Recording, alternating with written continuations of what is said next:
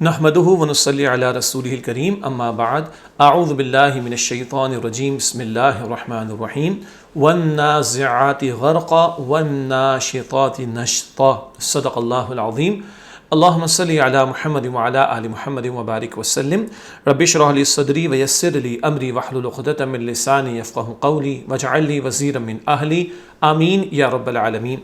عزیز طلباء و طالبات، محترم حضرات و خواتین، السلام علیکم ورحمۃ اللہ وبرکاتہ۔ امید آپ خیر و عافیت سے ہوں گے۔ الحمدللہ مطالعہ قرآن حکیم برائے طلباء و طالبات حصہ دوم یعنی پارٹ 2 کا آن لائن کورس کا سلسلہ جاری ہے، اور آج لیسن پلان کے مطابق کلاس نمبر ہے 48۔ لیسن پلان کے مطابق آج ہماری کلاس نمبر 48 ہے، اور انشاءاللہ آج ہم سورۃ النازعات کا مطالعہ شروع کریں گے، بلکہ اس کی تکمیل بھی کریں گے۔ آخری پارے کی صورتوں کا مطالعہ ہو رہا ہے، اور آخری پارے 30ویں پارے کی یہ دوسری صورت سورۃ النازعات، اس کا ترجمہ، تشریح، اسی طرح اس کا تعارف، شان نزول، ربط صورت اور علم و عمل کی باتیں، سبھی باتیں ایک ہی نشست میں انشاءاللہ مکمل کرنے کی کوشش کریں گے۔ اب جو یہ آخری صورتیں ہیں آخری پارے کی، اس کے حوالے سے ہم نے ذکر کیا تھا کہ کوشش ہے کہ ایک نشست میں مطالعہ مکمل ہو، تو تھوڑی سی ہماری کلاس کچھ طویل ہوگی۔ ماضی میں 20-20 منٹ کی کلاسز بھی ہوئی ہیں، تو اب تھوڑا سا 40-45 منٹس تک ممکن ہے کہ کچھ کلاسز کا سلسلہ رہے گا، تو امید ہے آپ اس حوالے سے انشاءاللہ تیار رہیں گے۔ آئیے جی بات کو آگے بڑھاتے ہیں اور سورۃ النازعات کے حوالے سے مطالعہ شروع کرتے ہیں، اور سب سے پہلے مقاصد مطالعہ آپ کے سامنے رکھتے ہیں، یعنی لرننگ آؤٹ کم۔ سورۃ النازعات کے ذیل میں کچھ باتیں جو ہم سمجھیں گے انشاءاللہ تعالیٰ، ان کا تذکرہ۔ پہلی بات یہ ہے کہ اللہ سبحانہ وتعالیٰ نے کن باتوں کی قسم فرما کر قیامت کے واقع ہونے کے بارے میں بتایا۔ اللہ تعالیٰ نے کچھ قسمیں بیان فرمائیں اور پھر قیامت کے واقع ہونے کا تذکرہ فرمایا ہے۔ یہ پہلی بات ہے لرننگ آؤٹ کم یا مطالعہ، حاصل مطالعہ کے اعتبار سے۔ دوسرا نقطہ ہے حاصل مقاصد مطالعہ کے حوالے سے فرشتوں کے کن کاموں کا ذکر کیا گیا ہے، فرشتوں کے تعلق سے کچھ اللہ تعالیٰ نے تذکرہ فرمایا، اس پر بات ہوگی۔ نمبر 3، نیک اور بدکار لوگوں کی روح کیسے نکالی جاتی ہے، یہ بھی بڑا اہم نقطہ ہے، اس کو بھی ہم سمجھیں گے۔ نمبر 4، پچھلی قوموں کے قصے کیوں بیان کیے گئے، اس میں کیا حکمت ہے، اس پر بھی انشاءاللہ کلام ہوگا۔ مقاصد مطالعہ کے حوالے سے اگلی 5ویں بات ہے تزکیے سے کیا مراد ہے۔ تزکیہ، پیوریفیکیشن آف سول، روح کا تزکیہ، نفس کا تزکیہ سے کیا مراد ہے۔ نمبر 6، نافرمانوں کے کیا جرائم بیان کیے گئے ہیں۔ نمبر 7، انسانوں کے دوبارہ زندہ کیے جانے کے کون سے دلائل دیے گئے ہیں، یعنی مرنے کے بعد دوبارہ زندگی ہے، کیا دلائل اللہ تعالیٰ نے پیش کیے ہیں۔ نمبر 8، فرما برداروں کی کیا صفات بیان کی گئی ہیں۔ اور نمبر 9، قیامت کے دن دنیا کی زندگی کیسی محسوس ہوگی، جس کو آج بہت کچھ سمجھا جاتا ہے، یہ قیامت کے دن دنیا کی زندگی کیسی محسوس ہوگی، اس کا بھی تذکرہ ہمارے سامنے آئے گا۔ تو یہ بہت ساری باتیں ہیں جو آج انشاءاللہ ہم سورۃ النازعات میں سمجھیں گے۔ اب چلتے ہیں ربط صورت کی طرف، پچھلی صورت اور اس صورت کا آپس کا تعلق۔ سورۃ النبا کے آخر میں ارشاد ہوا کہ قیامت کا قائم ہونا برحق ہے۔ سورۃ النازعات کی ابتدا میں 5 قسموں سے یہ ثابت کیا گیا ہے کہ جس طرح انسان کا مرنا برحق ہے، اسی طرح اس کا دوبارہ اٹھایا جانا بھی برحق ہے، یعنی اس میں کوئی شک نہیں۔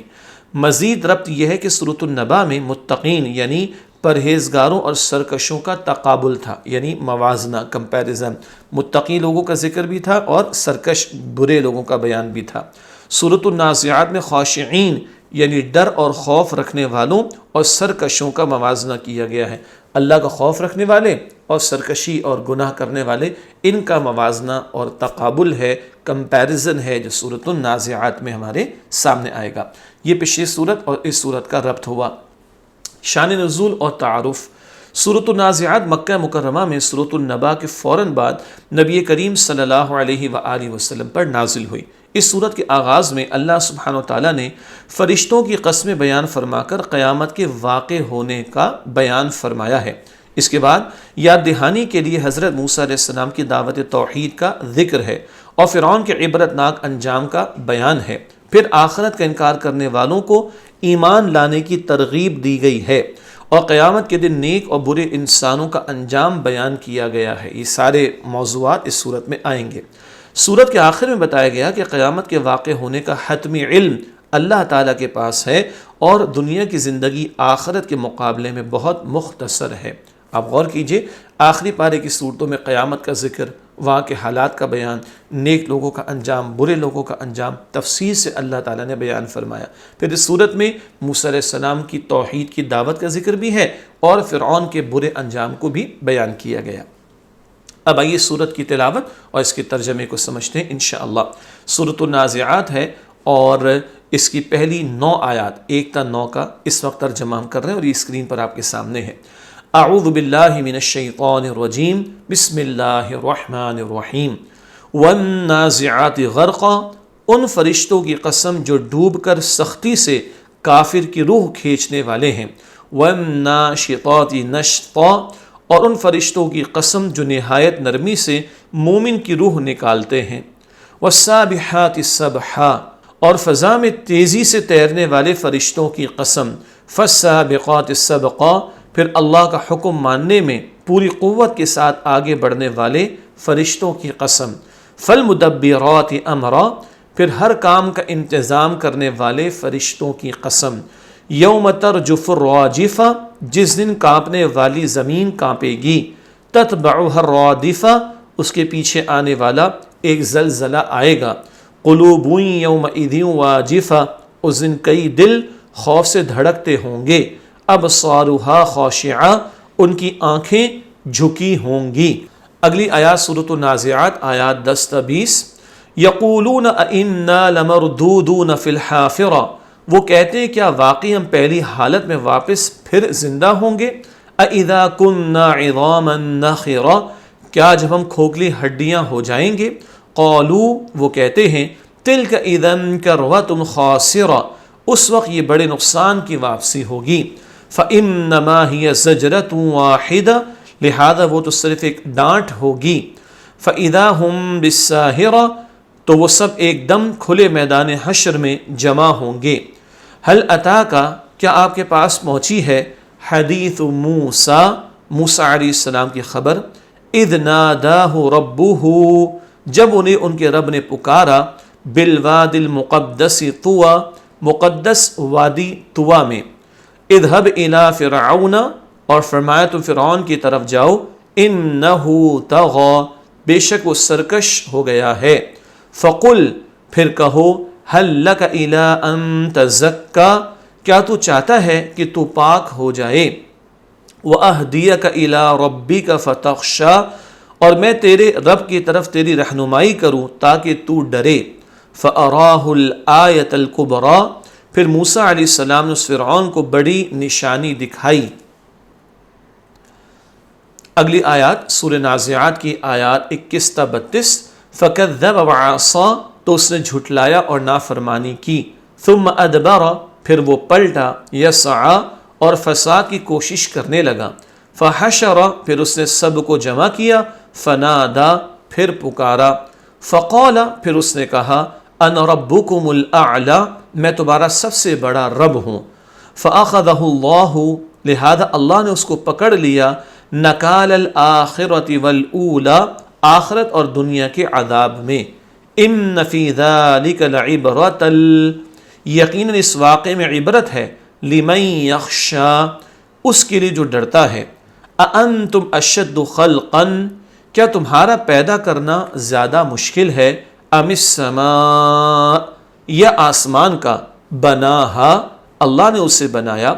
رفع سمکہا فسواہا، اس نے اس کی چھت بلند فرمائی پھر اسے درست فرمایا۔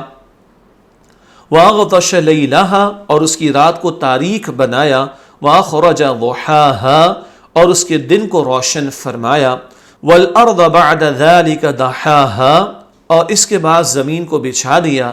أَخْرَجَ مِنْهَا مَاءَهَا وَمَرْعَاهَا، اس میں سے اس کا پانی اور اس کا چارہ نکالا۔ وَالْجِبَالَ أَرْسَاهَا، اور اس سے پہاڑوں کو زمین میں گاڑ دیا۔ اگلی آیات سورہ نازعات آیات 33 تا 42، 33 سے 42۔ متاعا لکم ولانعامکم، تمہارے اور تمہارے مویشیوں کے فائدے کے لیے۔ فَإِذَا جَاءَتِ الطَّامَّةُ الْكُبْرَى، پھر جب بڑی آفت قیامت آئے گی۔ یوم یتذکر الانسان ما سعی، اس دن انسان اپنی کوشش کو یاد کرے گا۔ وبرزت الجحیم لمن یری، اور جہنم ہر دیکھنے والے کے لیے ظاہر کر دی جائے گی۔ فَأَمَّا مَن طَغَىٰ، لہذا جس نے سرکشی کی، وَآثَرَ الْحَيَاةَ الدُّنْيَا، اور دنیا کی زندگی کو ترجیح دی، فَإِنَّ الْجَحِيمَ هِيَ الْمَأْوَىٰ، تو بے شک جہنم ہی اس کا ٹھکانہ ہے۔ وَأَمَّا مَنْ خَافَ مَقَامَ رَبِّهِ، اور جو اپنے رب کے سامنے کھڑا ہونے سے ڈرا، وَنَهَى النَّفْسَ عَنِ الْهَوَىٰ، اور اس نے اپنے نفس کو بری خواہش سے روکا، فَإِنَّ الْجَنَّةَ هِيَ الْمَأْوَىٰ، تو بے شک جنت ہی اس کا ٹھکانہ ہے۔ يَسْأَلُونَكَ عَنِ السَّاعَةِ، وہ آپ صلی اللہ علیہ وآلہ وسلم سے قیامت کے بارے میں سوال کرتے ہیں، أَيَّانَ مُرْسَاهَا، وہ کب قائم ہوگی۔ اگلی اور آخری آیات سورہ نازعات کی آیات 43 سے 46، 43 سے 46۔ فِيمَ أَنْتَ مِنْ ذِكْرَاهَا، آپ صلی اللہ علیہ وسلم کا اس قیامت کے وقت کے ذکر سے کیا تعلق؟ إِلَىٰ رَبِّكَ مُنْتَهَاهَا، آپ صلی اللہ علیہ وسلم کے رب کے پاس اس قیامت کے وقت کا انتہائی علم ہے۔ إِنَّمَا أَنْتَ مُنذِرُ، آپ صلی اللہ علیہ وآلہ وسلم تو صرف برے انجام سے ڈرانے والے ہیں۔ مَن يَخْشَاهَا، اس کو جو اس قیامت سے ڈرتا ہو۔ كَأَنَّهُمْ يَوْمَ يَرَوْنَهَا، گویا وہ کافر جس دن اس قیامت کو دیکھیں گے تو سمجھیں گے کہ لَمْ يَلْبَثُوا إِلَّا عَشِيَّةً أَوْ ضُحَاهَا، وہ دنیا میں صرف ایک شام یا اس کی ایک صبح رہے تھے۔ یہ الحمدللہ سورۃ النازعات کی آیات کی تلاوت اور ان کا ترجمہ مکمل ہوا۔ اب آئیے ان آیات کی تشریح۔ 46 آیات ہیں، مختصر ہیں، تشریح بھی آپ کے سامنے مختصر رکھیں گے انشاءاللہ۔ پہلی آیت، وَالنَّازِعَاتِ غَرْقًا، ان فرشتوں کی قسم جو ڈوب کر سختی سے کافر کی روح کھینچنے والے ہیں۔ اللہ سبحانہ وتعالیٰ کا قسم ذکر فرمانا، انسانوں میں ڈوب کر سختی سے روح نکالنے والے فرشتوں کی قسم کا ذکر ہے۔ کافر اور گناہ گار لوگوں کی روح فرشتے سختی سے نکالتے ہیں۔ اللہ تعالیٰ مجھے اور آپ کو، ہم سب کو موت کی سختیوں سے محفوظ فرمائے۔ یہ مستقل دعا کرنی چاہیے، اور یہ دعا اللہ کے پیارے رسول علیہ السلام نے بھی سکھائی کہ اللہ میں تجھ سے موت کی سختیوں سے پناہ چاہتا ہوں۔ حضور تو معصوم اور خطاؤں سے پاک اور بخشائیں، امت کو تعلیم دی جا رہی ہے۔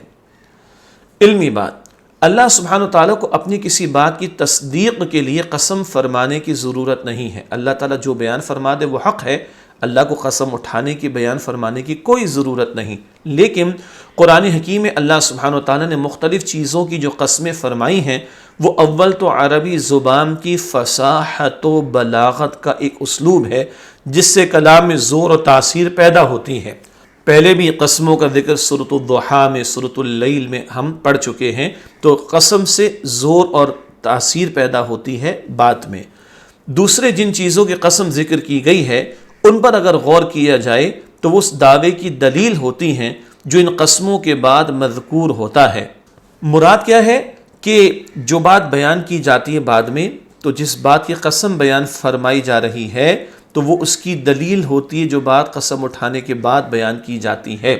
تیسرا، بعد میں آنے والی بات کی عظمت اور اہمیت ظاہر کرنے کے لیے قسم ذکر کی جاتی ہے تاکہ اہمیت کا اندازہ ہو۔ تو قسم اٹھا کر جب اللہ تعالیٰ قرآن میں کوئی بات بیان فرما رہا ہے تو اس بات میں وزن بڑھ جاتا ہے، اہمیت اس کی بڑھ جاتی ہے۔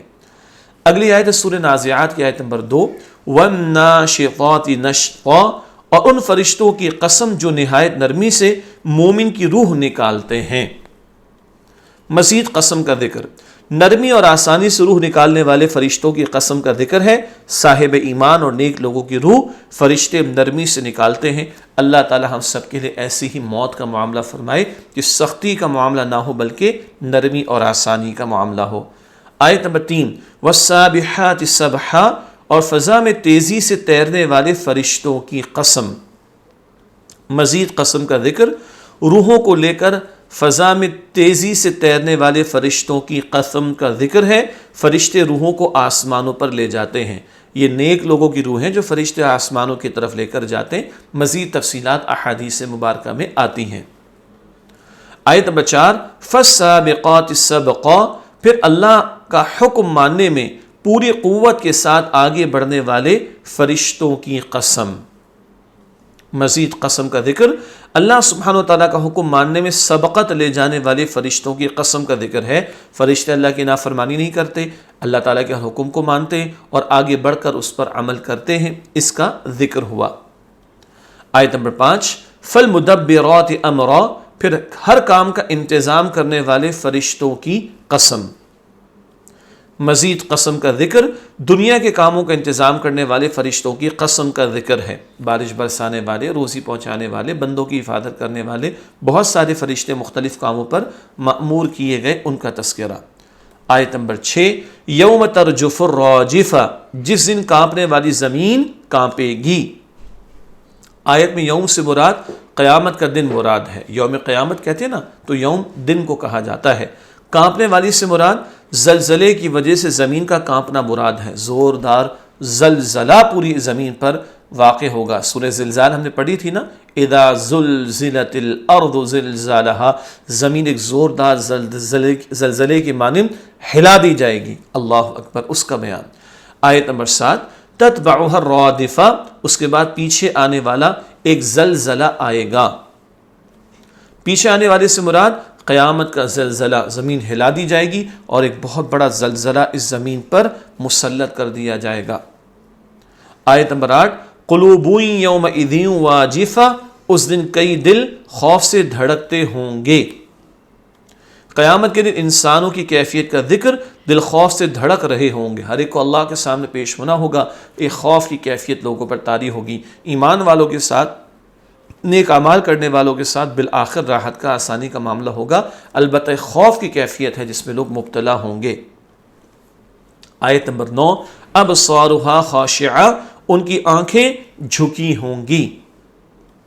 قیامت کے دن انسانوں کی کیفیت کا مزید ذکر، آنکھیں جھکی ہوئی ہوں گی، جیسے مجرم ہوتا ہے یا وہ لوگ کہ جن اسٹوڈنٹ سے اچھی طرح ایگزامز کی تیاری نہ کی ہو، تو رزلٹ کے دن وہ سینہ تان کے اوپر دیکھتے ہیں، نیچے دیکھتے ہیں، شرم آتی ہے نا، ندامت، افسوس۔ تو جو مجرم ہوں گے وہ شرم کے مارے ان کی نگاہیں جھکی ہوں گی کہ زندگی صحیح نہیں گزاری اور آخرت اپنی برباد کر ڈالی۔ آیت نمبر 10، یقولون ائنا لمردودون فی الحافرہ، وہ کہتے ہیں کیا واقعی ہم پہلی حالت میں واپس پھر زندہ ہوں گے؟ قیامت کا انکار کرنے والوں کی حیرت، وہ مرنے کے بعد دوبارہ زندہ کیے جانے پر حیرت کرتے تھے۔ دنیا میں جب پیغمبر ان کو سمجھاتے بھائی موت آئے گی، قیامت برپا ہوگی، تو مذاق اڑاتے تھے، انکار کرتے تھے، کیسے ممکن ہے کہ مرنے کے بعد دوبارہ زندگی ہو؟ یہ ان مجرموں کا دنیا میں حال تھا۔ آیت نمبر 11، اذا كنا عظاما نخرہ، کیا جب ہم کھوکھلی ہڈیاں ہو جائیں گے؟ قیامت کا انکار کرنے والوں کی حیرت کا مزید بیان، کھوکھلی ہڈیاں ہونے کے باوجود بھی دوبارہ زندہ کیے جانے پر حیرت کرتے تھے۔ جب مر جائیں گے، مٹی مٹی ہو جائیں گے، تو ہڈیاں ہڈی ہو جائیں گے، کیسے زندگی دی جائے گی؟ یہ انکار کرنے والوں کا دنیا میں انداز تھا۔ آیت نمبر 12، قالوا تلک اذا کرۃ خاسرہ، وہ کہتے ہیں اس وقت یہ بڑے نقصان کی واپسی ہوگی۔ کفار کے نزدیک خسارے کا باعث انسان کا آخرت میں لوٹنا۔ کافر کیا کہتے تھے؟ اگر تو لوٹائے گا تو بڑے خسارے کا معاملہ ہوگا، لیکن مانتے ہی نہیں تھے کہ دنیا کے بعد بھی کوئی زندگی ہے، مرنے کے بعد بھی کوئی زندگی، اور قیامت بھی کبھی برپا ہوگی۔ یہ انکار کرنے والوں کا ذکر چل رہا ہے۔ آیت نمبر 13، فَإِنَّمَا هِيَ زَجْرَةٌ وَاحِدَةٌ، لہذا وہ تو صرف ایک ڈانٹ ہوگی۔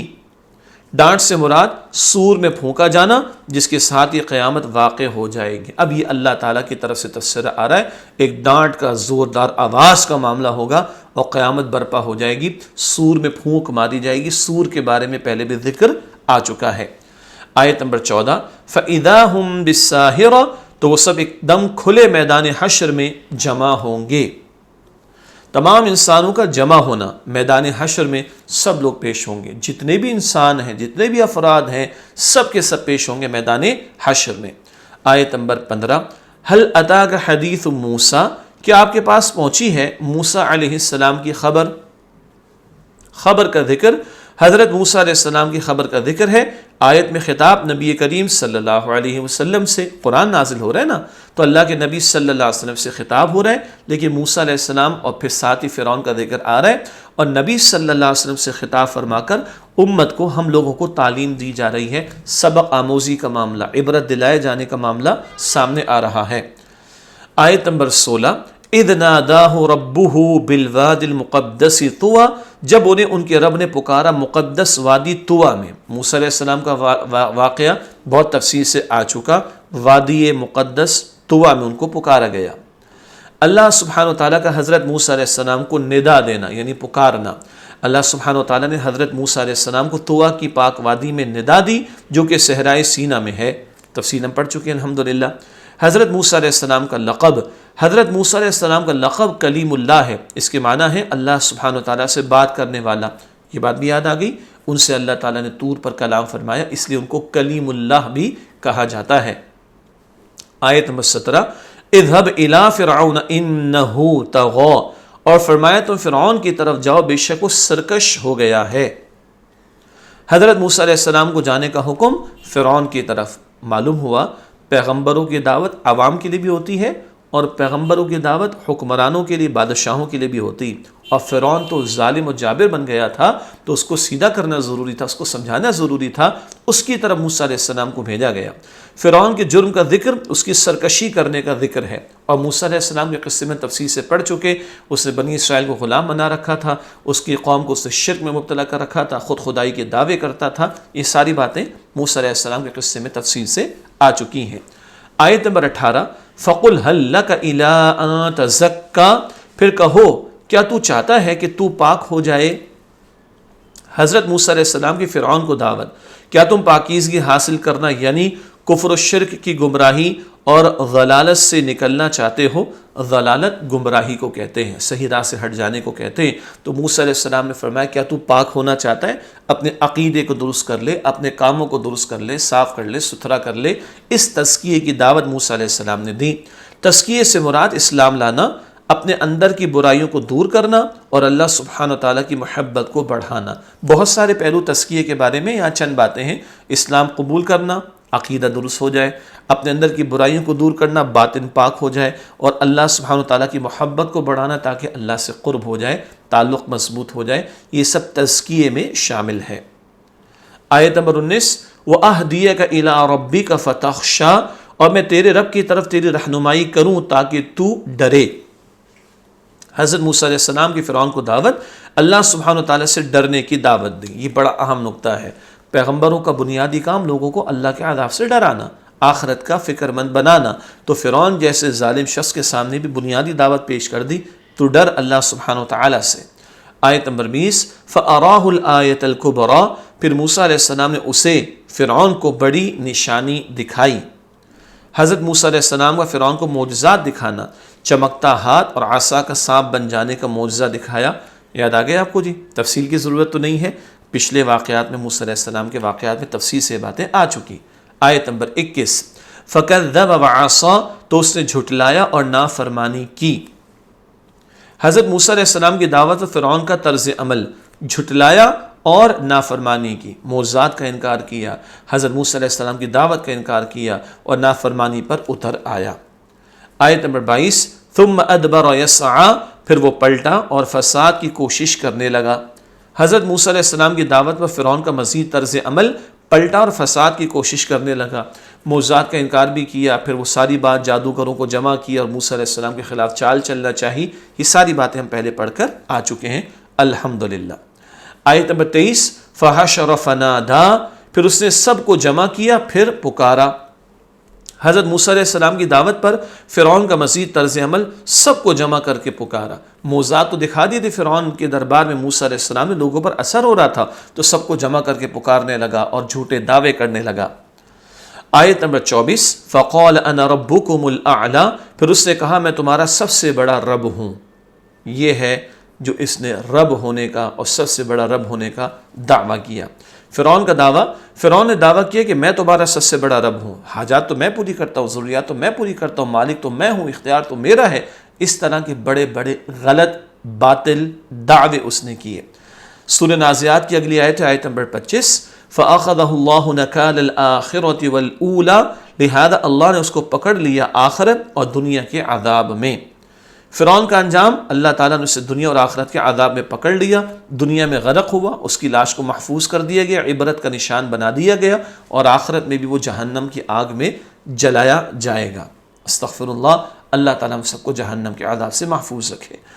آیت نمبر 26، ان فی ذلک لعبرۃ لمن یخشی، یقیناً اس واقعے میں عبرت ہے اس کے لیے جو ڈرتا ہے۔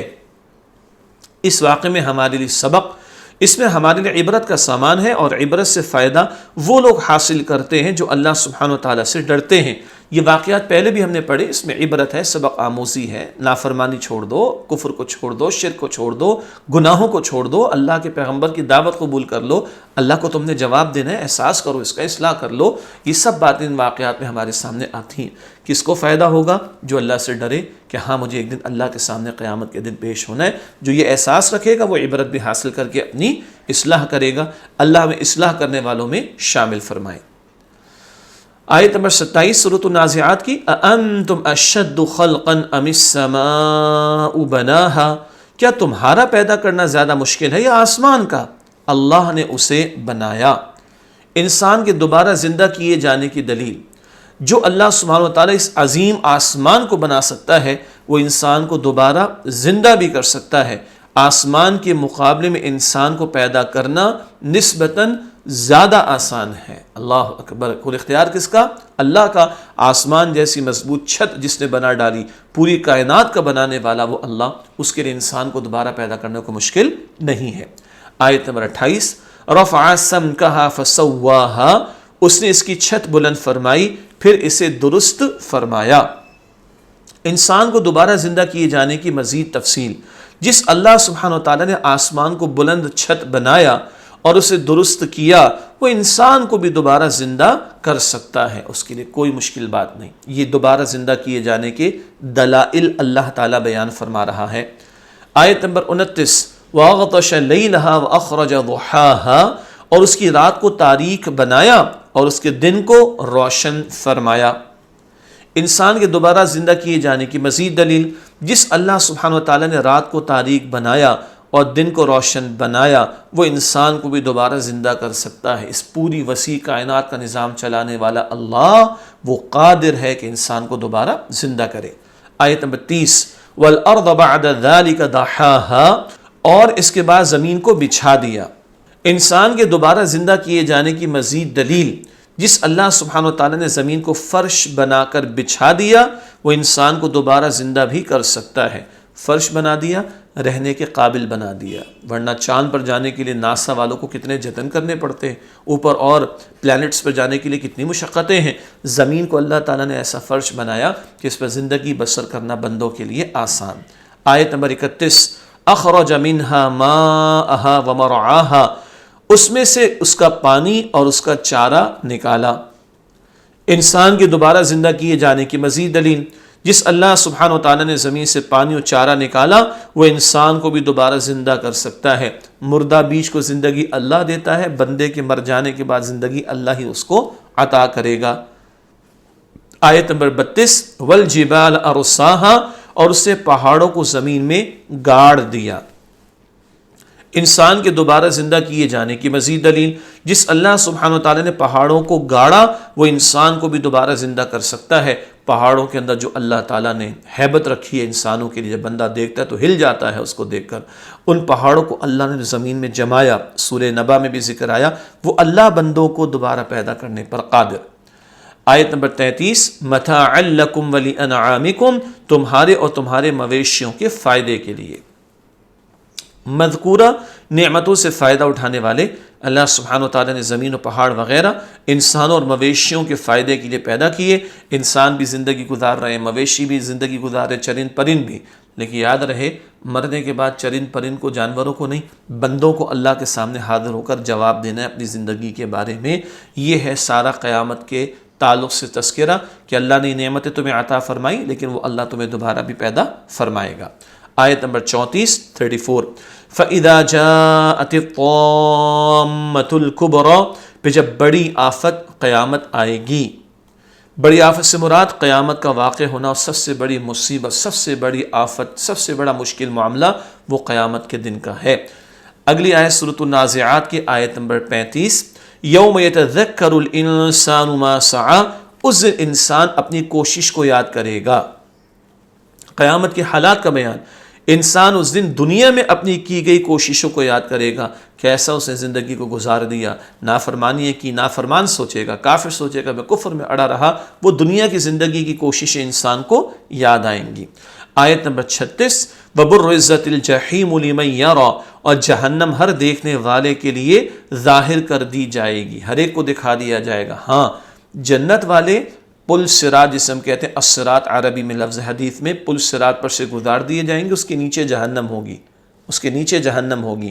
جنت والے جنت میں، جہنم والے وہیں کرا دیے جائیں گے، دکھا دی جائے گی جہنم اور ظاہر کر دی جائے گی۔ قیامت کے حالات کا مزید بیان ہوا ہے کہ جہنم ظاہر کر دی جائے گی ہر دیکھنے والے کے لیے۔ اللہ تعالی ہم سب کو جہنم کے عذاب سے محفوظ فرمائے۔ آیت نمبر 37، فَأَمَّا مَن طَغَى، لہذا جس سے سرکشی کی، نافرمانوں کے جرم کا بیان سرکشی کرنا، اللہ اور اس کے پیغمبر کی بات نہ ماننا، اپنی مرضی چلانا، کفر شرک پر، گناہوں پر، جرائم پر اڑے رہنا، جہنم والوں کا بیان ہو رہا ہے۔ آیت نمبر 38، وَآثَرَ الْحَيَاةَ الدُّنْيَا، اور دنیا کی زندگی کو ترجیح دی۔ نافرمانوں کے مزید جرم کا بیان، دنیا کی زندگی کو آخرت پر ترجیح دینا، دنیا ہی میں مگن، دنیا ہی میں ڈوب جانا، مرنے کا یقین نہیں، موت کے بعد کا تیاری کا معاملہ نہیں، آخرت کی فکر نہیں۔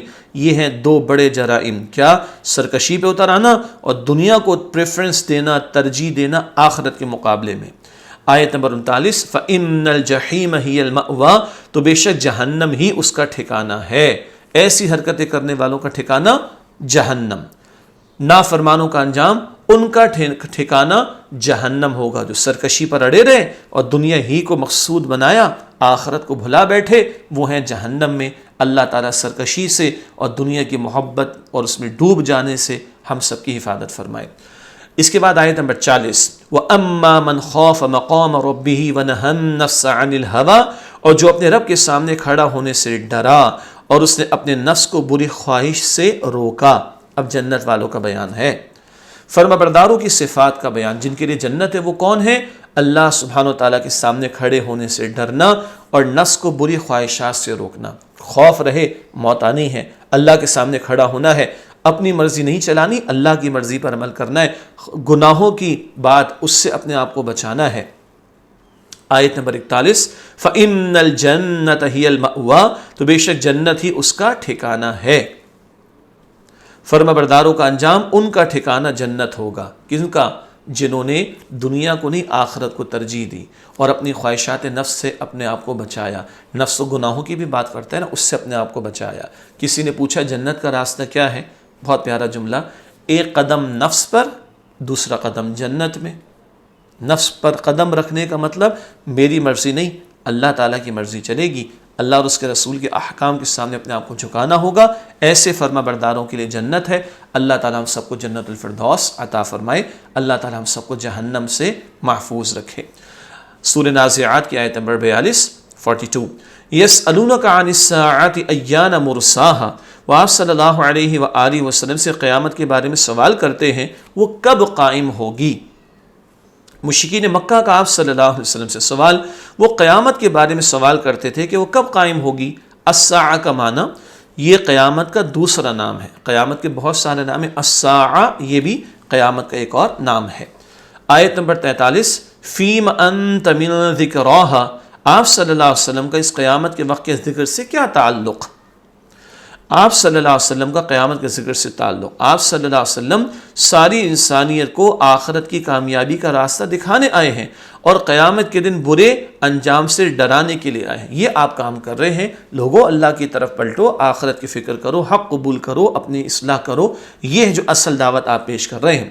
اللہ سبحانہ و تعالیٰ کی طرف سے قیامت کا ذکر کثرت سے کرنے کی وجہ، بار بار قیامت کا ذکر پچھلی صورت میں بھی تھا، اس صورت میں بھی، اگلی صورت میں بھی، اور بھی بعد کی صورتوں میں قیامت کا ذکر آئے گا۔ بار بار کیوں آ رہا ہے؟ تاکہ انسان ایمان لا کر اچھے اعمال کرے اور آخرت میں کامیاب ہو سکے۔ اللہ ہمیں اس کی مزید توفیق عطا فرمائے۔ فرمان نبوی صلی اللہ علیہ وآلہ وسلم، حدیث مبارک ایک شخص نے آپ صلی اللہ علیہ وآلہ وسلم سے عرض کیا کہ قیامت کب آئے گی؟ آپ صلی اللہ علیہ وآلہ وسلم نے فرمایا وہ آئے گی ضرور، مگر یہ بتاؤ تم نے اس کے لیے کیا تیاری کر رکھی ہے؟ بھئی تیاری بھی تو کی جائے۔ اس نے عرض کیا میں نے قیامت کے لیے نماز، روزہ، صدقہ و خیرات کی کثرت سے تو کوئی تیاری نہیں کی، لیکن میں اللہ سبحانہ وتعالی اور اس کے رسول صلی اللہ علیہ وسلم سے محبت کرتا ہوں۔ تو آپ صلی اللہ علیہ وسلم نے ارشاد فرمایا انت مع من احببت، کہ تم اس کے ساتھ ہوگے جس سے تم نے محبت کی ہے۔ صحیح بخاری، صحیح مسلم شریف کی روایت۔ تو اللہ اور اللہ کے رسول سے محبت رکھیں گے تو اللہ اپنے رسول کا ساتھ بھی ہمیں عطا فرمائے گا۔ ہاں، ایک عملی پہلو اور اہم بات کیا ہے؟ ہمیں قیامت کا وقت معلوم کرنے سے زیادہ اس کی تیاری کی فکر کرنی چاہیے۔ اور آپ کی میری قیامت تو موت ہے، وہ ابھی بھی آ سکتی ہے، تو مستقل آخرت کی فکر اور تیاری کرنی ہے۔ آیت نمبر 44 اِلَىٰ رَبِّكَ مُنْتَهَاهَا، آپ صلی اللہ علیہ وآلہ وسلم کے رب کے پاس اس قیامت کے وقت کا انتہائی علم ہے۔ وقوع قیامت کے بارے میں گفتگو کرتے ہوئے ہمارا رویہ، وقوع کا مطلب واقع ہونا، ہمارا رویہ یہ ہونا چاہیے کہ ہم غیر ضروری سوالات سے بچیں اور اللہ سبحانہ وتعالی اور اس کے رسول صلی اللہ علیہ وآلہ وسلم کی اطاعت و اتباع کرتے ہوئے اپنے اخلاق و اعمال کی اصلاح کریں اور آخرت کی تیاری کریں۔ زیادہ سوال نہیں کرنے چاہیے، جو تعلیم مل گئی اس پر عمل کریں، اخلاق اچھے کریں، اعمال اچھے کریں، معاملات اچھے رکھیں، بندوں کے ساتھ رویے اچھے رکھیں، اللہ اور اس کے رسول کے احکامات پر عمل کریں صلی اللہ علیہ وسلم، اور آخرت کی تیاری کریں۔ یہ زیادہ اہم اور عملی بات ہے۔ آیت نمبر 45 انما انت منذر من یخشاہا، آپ صلی اللہ علیہ وآلہ وسلم تو صرف برے انجام سے ڈرانے والے ہیں اس کو جو اس قیامت سے ڈرتا ہے۔ آپ صلی اللہ علیہ وآلہ وسلم کی ذمہ داری کا بیان۔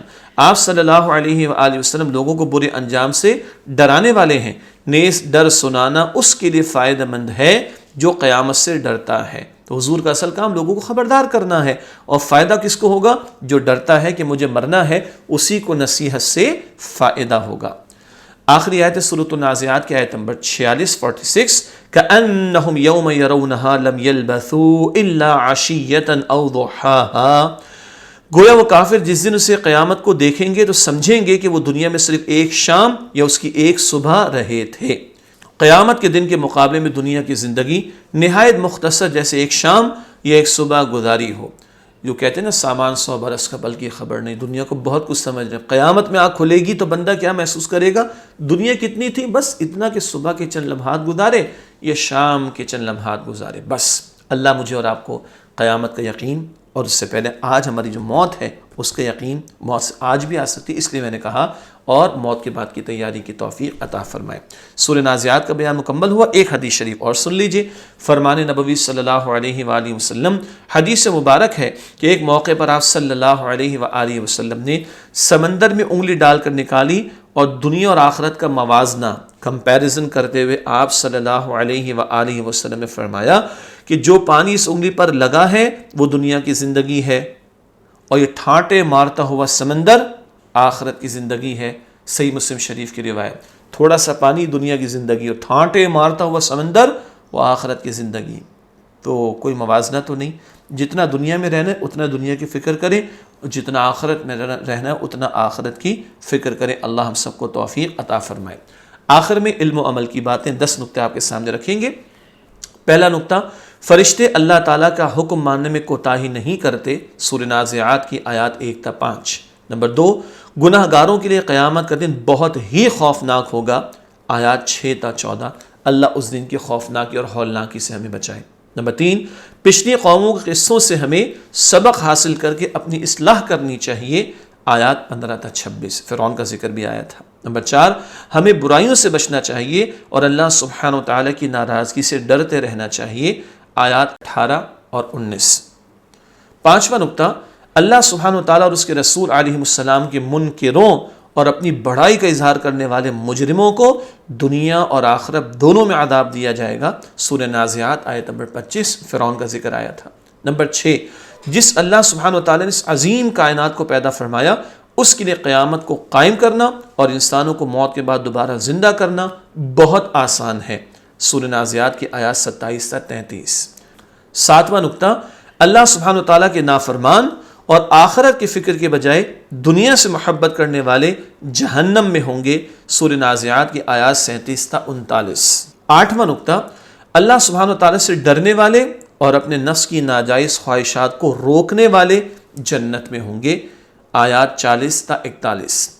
9واں نقطہ، قیامت کے بارے میں سوال و جواب کی بجائے اپنی آخرت بہتر کرنے کی بھرپور کوشش کرنی چاہیے، سورہ نازعات کی آیات 42 تا 46۔ اور علم و عمل کی باتیں کے حوالے سے 10واں اور آخری نقطہ، قیامت کے دن انسان کو دنیا میں گزاری ہوئی زندگی بہت تھوڑی محسوس ہوگی، یعنی آخرت کی ہمیشہ کی زندگی کے مقابلے میں دنیا کی زندگی کی کوئی حیثیت نہیں۔ آیت نمبر 46 میں ذکر آیا۔ اللہ تعالیٰ مجھے اور آپ کو قیامت کا یقین اور اس کی تیاری کی توفیق عطا فرمائے، آمین یا رب العالمین۔ وآخر دعوانا ان الحمد للہ رب العالمین، والسلام علیکم ورحمۃ اللہ وبرکاتہ۔